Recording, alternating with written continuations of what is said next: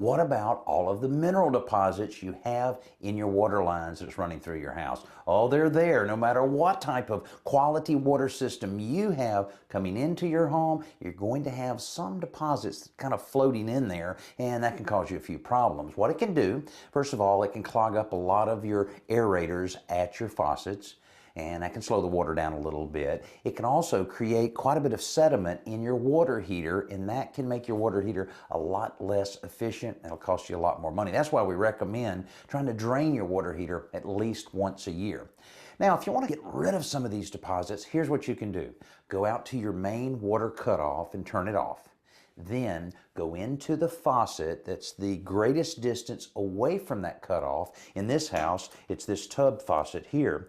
And you want to remove the aerator if it has one so that it won't get clogged up. Then, while your water is cut off, turn this faucet completely on. Then go back out to the main cutoff and turn it on and let it blast away a few of those deposits out of your water lines. It can save you a lot of problems down the road.